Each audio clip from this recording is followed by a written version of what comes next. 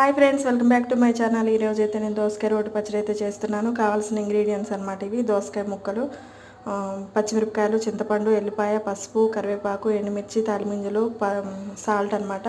నేనైతే కొన్ని పల్లీలు కూడా తీసుకున్నా, చట్నీ కొద్దిగా చిక్కగా రావడం కోసం, గ్రేవీ కోసం.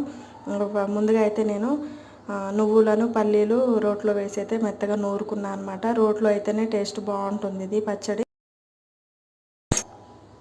ఈ విధంగా రోట్లో మెత్తగా నువ్వులు, పల్లీలు నూరుకున్న తర్వాత మనకి పచ్చిమిరపకాయలు, కొద్దిగా చింతపండు, 2 వెల్లిపాయలు వేసి అయితే మెత్తగా నూరుకోవాలి. ఇలా మెత్తగా నూరుకుంటే మరీ మెత్తగా మిక్సీలో పట్టినట్టు కాకుండా కొద్దిగా ముక్కలు తగిలే విధంగా అయితే పచ్చిమిరపకాయ ముక్కలు కనపడే విధంగా కొద్దిగా అయితే అచ్చాపచ్చగా అయితే తొక్కోవాలన్నమాట.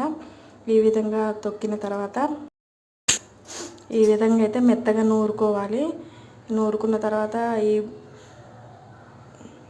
ఈ విధంగా అయితే పచ్చగా సరిపోతుందండి. దాని తర్వాత కొద్దిగా అయితే నేను సాల్ట్ వేసుకుంటున్నాను. సాల్ట్ వేసుకుంటే కొద్దిగా వాటర్ వస్తుంది కాబట్టి ఈ పల్లీలు, ఈ పచ్చిమిరపకాయలు వేసిన కదా, ఈ విధంగా అయితే సరిపోతుంది. దాని తర్వాత లైట్గా కొద్దిగా పసుపు అయితే వేస్తున్నాను. పసుపు తాలింపులో కూడా వేయచ్చు, ప్లస్ దీంట్లో కూడా వేయచ్చు. నేను దీంట్లో కొంచెం వేద్దామని చెప్పేసి దీంట్లో కొద్దిగా వేసాను అనమాట. దాని తర్వాత దోసకాయ ముక్కలు అయితే వేసాను.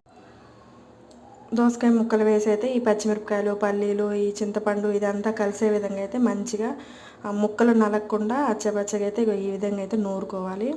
ఈ విధంగా నూరుకున్న తర్వాత ఇక మనం పోపు అయితే వేసుకుందాం అనమాట. ఈ విధంగా అయితే నీట్గా నూరుకొని ఇక మొత్తం కలిసే విధంగా నూరుకొని ఒక గిన్నెలో అయితే పెట్టుకొని పోపుకి అయితే నేను ఈ విధంగా అయితే నీట్గా రోట్లో స్పూన్తో చేయొచ్చు, కానీ నేను స్పూన్ పెట్టట్లా పెడుతున్నాను అనమాట. చేతితో అయితేనే నీట్గా వస్తుంది. స్పూన్తో కొద్దిగా కింద పడడం సరిగ్గా రాదు. మనకు యూట్యూబ్లో చూస్తున్నారు కదా అని స్టైల్గా పోతే బాగుండదు కాబట్టి నేను ఇంట్లో ఎలాగైతే చేస్తానో అలాగే చేసాను అనమాట. చేతితో ఎత్తాను. బాండి అయితే పెట్టుకొని నేను దానికి పోపుకి కావలసినంత అయితే నేను ఆయిల్ అయితే వేసుకున్నా. ఆయిల్ వేడెక్కగానే కొన్ని తాలిమింజలు, ఆవాలు, జీలకర్ర, శనగపప్పు ఉన్నవి, తాలిమింజలు అయితే వేసుకున్నాను అనమాట.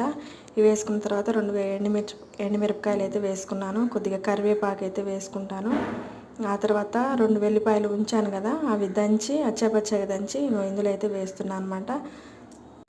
ఇవి మంచిగా ఫ్రై అయినప్పుడు నేను కొద్దిగా అయితే పసుపు వేస్తున్నాను అనమాట. ఇందాక వేసాను కానీ నాకు సరిపోయినట్టు అనిపించలేదు. ఇందులో కొద్దిగా పసుపు వేసుకొని మంచిగా కలదిప్పుకొని ఇప్పుడైతే నేను ఈ నూరు పెట్టుకున్న దోసకాయ ముక్కలు అయితే వేసి ఒక్కసారి తాలింపు అయితే అయిపోయింది. నూరు పెట్టుకున్న దోసకాయ ముక్కలు అయితే నేను వేసి ఒకసారి ఇలా కలిపేసి వదిలేస్తున్నాను అనమాట. ఇంతే సింపుల్గా ఉంటుంది అనమాట రోటి పచ్చడి, దోసకాయ రోటి పచ్చడి. మీకు నచ్చితే లైక్ చేయండి, షేర్ చేయండి, కామెంట్ చేయండి ఫ్రెండ్స్.